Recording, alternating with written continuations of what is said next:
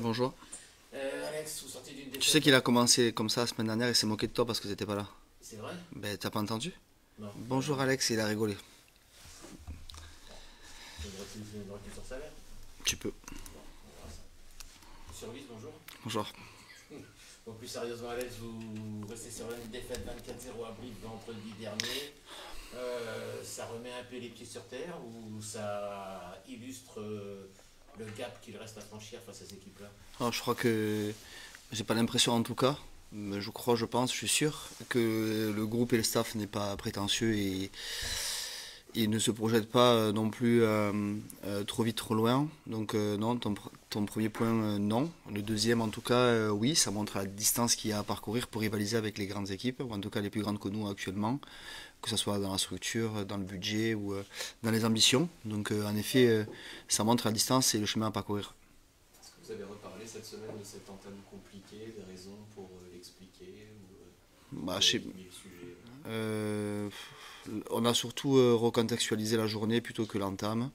Je crois que les 20 premières minutes sont à l'image de la journée, donc c'est sur ça qu'on a fait état, puisque sur le contenu rugby, on savait que, on se doutait en tout cas, que Brive allait nous mettre une grosse pression défensive.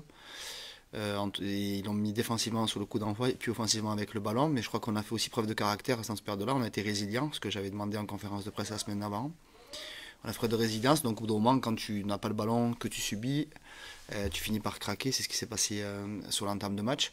Même s'il y a que entre guillemets 10-0 à la mi-temps, il faut quand même reconnaître que les joueurs ont été résilients dans la diversité. C'est plutôt une mauvaise gestion de la journée, me semble-t-il, mais ça c'est aussi à moi à mieux gérer ces déplacements-là. Une mauvaise gestion qui expliquerait justement votre entame de match, tu penses? Ah, je pense, j'en suis sûr même. Ouais. On n'est pas resté donc dans le contexte, dans l'environnement, dans ce qu'on avait prévu. J'ai trouvé qu'on avait fait preuve un petit peu de laxisme individuel sur la journée et je crois que c'est aussi ça fait écho à notre entame de match. On n'a pas eu des bonnes sorties de camp qui nous ont mis aussi de suite sous pression dès lors qu'on avait dû sortir de la pression, qu'on a récupéré des ballons sur les turnovers. On aurait pu en sortir, mais on était maintenu dans notre camp. Et voilà, notre jeu de pied n'avait pas été très bon, et ce qui nous a de suite remis sous pression sous la densité briviste. Ouais. Tu parles régulièrement de votre difficulté à enchaîner les performances. Mm. Vous sortiez d'une très belle performance contre Dax. Ça illustre ce raisonnement ou alors ce match-là est quand même particulier compte tenu de ce que tu viens de dire? Ouais, je crois qu'il est particulier parce qu'on a réussi à enchaîner. C'est qu'on n'a pas fait tout le temps. On a enchaîné, si je prends l'exemple de Nevers, on enchaîne Biarritz en retour de vacances. On est capable de jouer Valence et aller gagner à Montauban. Donc on a réussi à enchaîner, mais trop parfois irrégulièrement. En fait, tu vois l'exemple concret, début de saison, on fait une performance à Aurillac et Brive à la maison, on fait une performance à Nice et Mont-de-Marsan à la maison. Donc il y a plus de scénarios qui montrent que ça fonctionne dans ce sens-là que dans l'autre. Aujourd'hui, je me sens une équipe plus en réaction, pourtant c'est pas ce qu'on demande et on n'est pas dans ce schéma-là. Mais force est de constater qu'on a besoin aussi de gagner en expérience. C'est plutôt ça que je trouve qu'on manque d'expérience plutôt que de suffisance ou de laxisme. Ouais. Avec Eric, on s'était juste arrêté sur une action de la fin de première mi-temps. Vous avez eu ces opportunités de marquer à Brive, notamment à ce moment-là. Il y a eu un long passage dans les 22 de Brive, notamment une action face au poteau. Et dans ces cas-là, il y a quelques années, on aurait vu la plupart du temps un drop Mm. chez les équipes. Est-ce que cette action-là, le drop, est un peu tombé en désuétude? Ça me fait rire parce que c'est quelque chose qu'on parle avec les joueurs, sur lesquels on essaie de cultiver. Ça n'est pas devenu des réflexes à aujourd'hui. Bien évidemment, on a un scénario identique l'année dernière à Valence, Romans, où on est dans cette période-là et on demande de faire ce genre d'action-là. Aujourd'hui, c'est pas cultivé à 100%, bien évidemment, je serais un menteur. Est-ce que ça a été déjà discuté avec les gars et expliqué? Oui. Est-ce que ça en devient un réflexe? Pourtant non. Parce qu'aussi, je pense qu'on a envie d'exploiter nos qualités. Donc voilà, c'est la bonne balance en se dire oh, on a possibilité de marquer. Je crois que parfois on a peur aussi de se dire 3 points c'est bien pour recoller au score et on a tendance à vouloir dire 7 c'est mieux. Mais voilà, le pourcentage de réussite est entre 7 et 3 et c'est celui-là qu'il faut qu'on arrive à jauger. Et je crois que c'est aussi voilà, il y a des références dans ce championnat qui font état de ça. Et Bosviel, c'est quelqu'un qui n'a pas peur de tenter ce genre de choses-là. Nous, aujourd'hui, on ne le cultive pas à 100%, donc on doit aller sur ce chemin-là, c'est une évidence. Et depuis l'année dernière, on en parle en effet. Il n'y a pas que vous en fin de compte, parce qu'on voit très très peu d'équipes, à part peut-être Lopez à Bayonne, Bosvial t'en a parlé, qui tentent les drops dans ces situations de jeu, quoi. Ouais, mais parce que c'est pas parce qu'on a tendance, je crois, à se projeter surtout en se dire on va en marquer 7 ou 5 et on va plus être rattrapé alors qu'il faut être patient, il faut être lucide, il faut se dire que ces arnaud-là, quand il reste 50, 45, 50 minutes derrière, voilà, c'est toujours voilà, faut pas avoir peur, je crois, de recoller doucement. C'est comme parfois on pourrait faire preuve de fébrilité quand on manque 3 points, mais même quand tu regardes, le but du jeu c'est marquer sur les temps forts et concrétiser. Et voilà, il faut qu'on arrive à se projeter vers ça. Et aujourd'hui, c'est le chemin qu'on doit prendre. Ouais, C'est un peu justement cette sorte d'efficacité aussi. ouais bien, ah, bien évidemment, c'est une évidence. Marquer 3 points, ça, tu fais preuve d'efficacité, c'est sûr et certain. On enchaîne avec Colomiers demain soir à Chantilly. Oui. Une équipe qui ne fait pas forcément beaucoup de bruit, mais qui vous talonne au classement, à un point derrière, qui reste sur 2 succès à l'extérieur. C'est moins retentissant que Brive ou Oyonnax, mais c'est du gros calibre. Ah, pour toi ou pour certains, Pour mais Brive, pour Brive. ouais, sincèrement, quand tu vois ce qu'ils sont capables de faire, c'est l'équipe qui fait le plus de flotte du championnat, c'est l'équipe qui break le plus du championnat, qui se fait le plus de pas du championnat. Donc non, non, on est conscient que Colomiers est capable aussi de changer de forme de jeu. Est-ce qu'ils vont tenir le ballon pendant 80 minutes? C'est peut-être pas le schéma qu'ils vont exploiter, mais quand ils tiennent le ballon, ils sont capables de bien l'utiliser. Voilà, ils ont des schémas qui sont, me semble-t-il, bien organisés, mais qui répètent. Donc voilà, on est prévenu sur des chemins qu'ils utilisent souvent. On est prévenu à ça, donc on doit être en alerte défensivement par rapport à ce qu'ils sont capables de faire quand ils tiennent le ballon. On est capable aussi de voir que la semaine dernière, ils sont capables aussi de faire des jeux contestables. Et on ose imaginer qu'ils vont aussi utiliser cette forme de jeu-là. Ils sont capables de gagner de la distance et jouer dans le camp adverse. Donc non, c'est une équipe qui est hyper complète avec des joueurs à caractère, des anciens de la maison aussi, qui auront peut-être tendance aussi à vouloir faire un bon match pour montrer qu'ils gardent bon souvenir de Chanzy. Donc on est prévenu de tout ça. Je pense que on ne peut pas faire les gars qui ne sont pas prévenus parce qu'on sait où Colomiers mettra les pieds demain soir. Vous avez des statistiques assez similaires avec cette équipe de Colomiers, assez peu de possession, en tout cas dans les équipes qui portent le moins de ballons, ont un gros pouvoir défensif, vous êtes parmi les équipes qui font plus de plaquages, et gros pouvoir offensif, tu l'as dit, franchissement, plaquage cassé, vous avez des différences quand même? Ouais, mais je crois que aussi on s'adapte aussi au contexte actuel avec le rugby qu'on peut proposer. Voilà, Julien Sarraute, je crois que ça fait 8 ans ou 9 ans qu'il est manager là, donc avec une philosophie. Il a changé de projet durant ces années-là, mais il s'adaptait aussi à la saison et à ses joueurs. Je trouve que ça fait preuve de grande classe de sa part. Nous aujourd'hui on avait pris une philosophie l'année dernière qu'on a fait évoluer. Voilà, on s'adapte aussi à l'effectif, c'est toujours la même chose. Alors est-ce qu'on sera similaire demain sur la stratégie? Ben, seul le rectangle vert nous le dira demain soir, mais force est de constater que on a envie de se projeter vers l'avant, mais pas n'importe où et n'importe quand non plus. La saison passée, Alex, vous avez enchaîné 9 matchs consécutifs sans défaite à Chantilly. C'est un peu plus compliqué cette année, mais on a l'impression que c'est compliqué pour tout le monde dans cette Pro D2. Ouais. Oui, oui, parce que je crois que tout le monde peut gagner partout et tout le temps. On a vu encore Valence qui a gagné à Dax la semaine passée. Voilà, je crois qu'il ne faut pas penser qu'on reçoit des petites équipes. Toutes les équipes sont dans la bataille. Attention parce que Nice peut même relâcher en fin de saison, gagner partout, donc créer des surprises. Attention à ça, c'est hyper dangereux. Qui aurait mis une pièce à Mont-de-Marsan gagner à Aurillac il y a 15 jours? Pas grand monde. Donc attention à tout ça. Je crois qu'il faut être hyper en alerte. Aujourd'hui, on est maître de notre destin, on le sait. Donc à nous de faire des performances. Parce que même si on perd 24-0, le score est lourd la semaine passée, mais me semble-t-il, on avait moyen de rivaliser différemment et mieux. On n'a pas été dépassé ou surpassé comme on a pu l'être contre Mont-de-Marsan en début de saison. Donc non, on doit être nous-mêmes si on veut rivaliser demain avec Colomiers. Et on doit ressembler à ce qu'on sait faire de mieux et être la meilleure version de nous-mêmes si on veut gagner le match comme on souhaite le faire. On connaît ton projet de rotation toutes les semaines pour faire tourner cette équipe. Depuis quelques semaines, l'infirmerie est un peu plus remplie, là, avec le voyage à Brive notamment. On entre un peu dans le sprint final. Est-ce que tu vas avoir tendance à restreindre un peu sa rotation ou justement c'est plus que jamais tu en as besoin? Mais en fait déjà tout d'abord on a instauré ça et je vois pas pourquoi on changerait du jour au lendemain quelque chose qui me semble-t-il fonctionne depuis le début. C'est-à-dire faire de la rotation, permettre à des joueurs de récupérer et troisièmement créer une forte émulation à l'intérieur du groupe parce que c'est quand même ça l'essentiel. Donc je ne changerai pas ça si je ne suis pas obligé de le faire par blessure. parce qu'aujourd'hui, eh ben, le groupe est habitué à ces rotations-là, le groupe le vit comme ça, et si demain je venais à changer ça au troisième tiers de la saison, ça voudrait dire que ben, je ne suis pas cohérent avec ce que je fais depuis 2 tiers.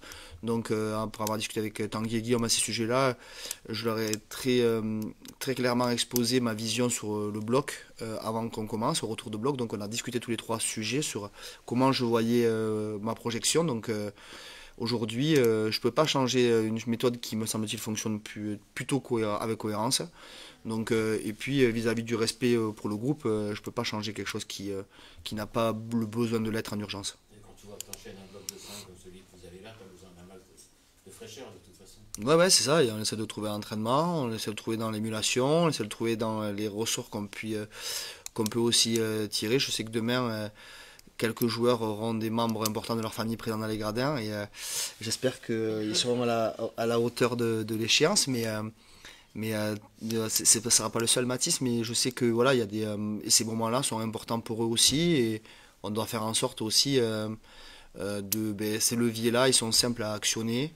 La valeur famille a une valeur sentimentale et très fondamentale chez moi, donc je sais et je dois être reconnaissant aussi de ces moments-là. Donc je parle de Mathis, mais je sais que c'est pas le seul demain qui aura des membres très importants présents dans les gradins, donc ça c'est cool.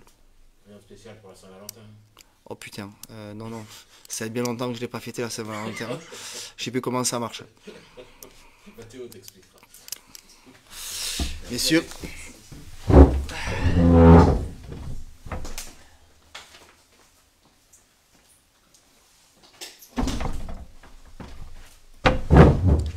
Messieurs. Alex ou Mathis. Lapsus. Ouais, pas de casquette. Non, il est bien plus jeune. Ouais, bien plus jeune. Voilà cette histoire de famille que tu nous racontes. Et j'ai le papa qui vient avec mes deux petites sœurs, donc mes deux petites sœurs pour la première fois. D'accord. Donc c'est cool. Et ton père vient régulièrement déjà? Mon père il vient souvent. Ouais. Il essaie de venir assez fréquemment, une fois par bloc à peu près.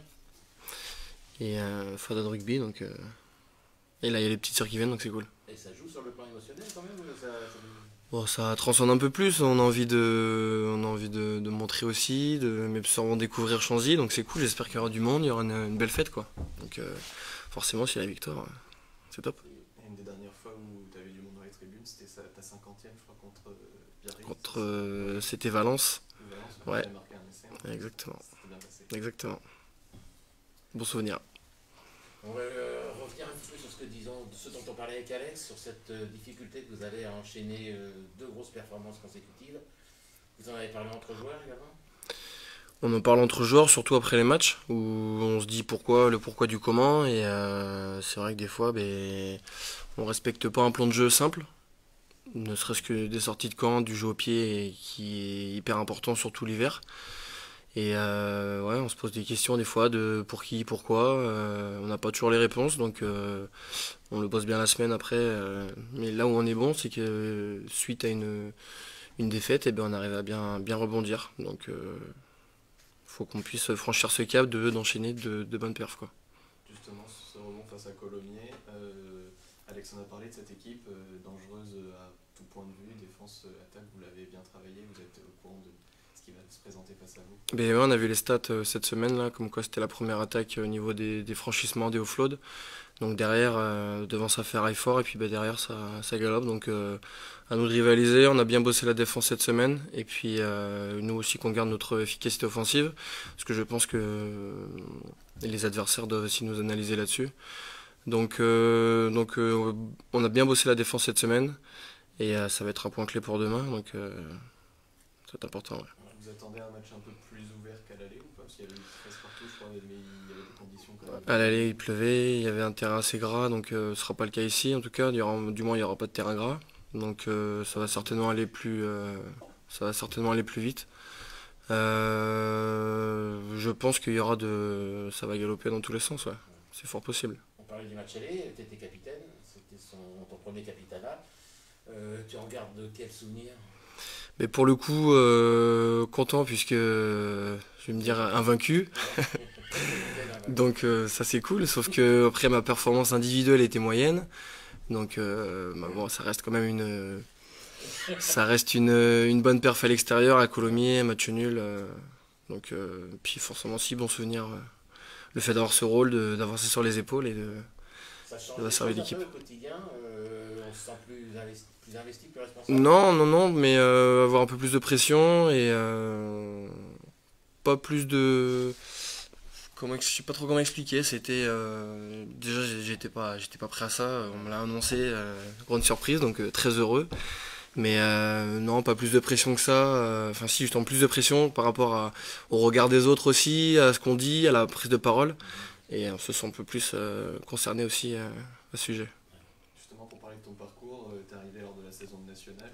Est-ce qu'à ce moment-là, tu t'imaginais que tu allais être capitaine de SA15, que tu serais encore là en 2025? Mais pour le coup, non.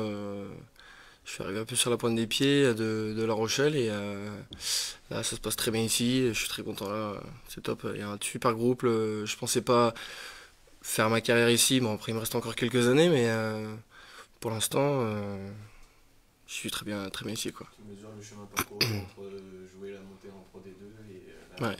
batailler dans le top 6. Ouais, c'est top. Il y a une belle évolution et c'est vrai que là, cette année, on se sort du maintien.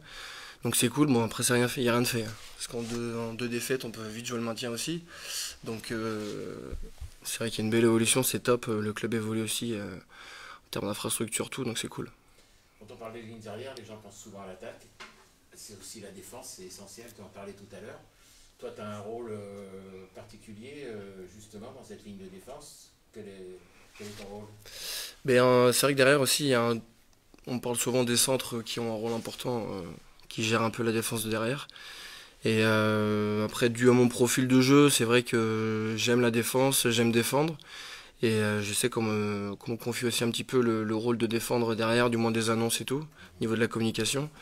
Donc moi je suis très content dans ce domaine-là et j'aime assumer ces responsabilités. Ça demande aussi dans la semaine de préparer particulièrement le match, avoir une analyse de l'équipe adverse. De l'adversaire, des vis-à-vis, de leur lancement forcément. Et c'est vrai que ça va être un peu plus nos rôles à nous, des centres, de travailler sur leur lancement à eux pour savoir comment nous on puisse défendre. Ça veut dire que sur les lancements de jeu, tu as une vision périphérique. Bah, en 12 un peu moins qu'en 13, Ouais. mais après on connaît leur lancement, plus ou moins. On essaie de les apprendre pour pouvoir anticiper. Donc après, dans le jeu courant, c'est vrai qu'on se retrouve sur les extérieurs. Donc là, on a une vision plus périphérique. Et c'est d'où l'importance de nos rôles aussi, du coup, d'annoncer les montées, si on monte très fort ou s'il faut contrôler. Voilà. Petite question toute bête à ce sujet-là, quand vous à l'entraînement, parce qu'en fin de compte, vous travaillez la défense et l'équipe qui attaque, votre équipe qui attaque à l'entraînement, elle reprend des schémas de jeu de l'adversaire. Mais on essaie de faire ça, ouais, la journée du coup orientée sur la défense, où du coup l'équipe qui a été annoncée en vidéo pour le week-end, du coup cette équipe-là défend et l'équipe du coup qui attaque essaie de faire les lancements de jeu de l'équipe adverse, et avec des créations de scénarios aussi pour qu'on puisse mieux préparer le match. Tu es le 5e centre de Pro D2 qui effectue le plus de plaquages. Tu avais fait un match à 19 plaquages à Oyo. La question c'était est-ce que justement tu regardes ce genre de stats ou pas du tout? Je regarde pas le nombre, je regarde plus le pourcentage des réussites. Après souvent si on fait 19 plaquages, c'est qu'on n'a pas beaucoup la balle, donc et ça reflète le match Oyo, donc bon. Et tant mieux si ça plaque. Que tu apprécies la défense entre une belle percée et un gros plaquage. Mais c'est un beau plaquage, ça fait toujours plaisir, ça motive aussi tous tes coéquipiers, ça met en confiance, ça peut faire lever un stade aussi. Mais bon, après une percée, c'est vrai que ça fait toujours plaisir aussi, surtout quand ça va à dame.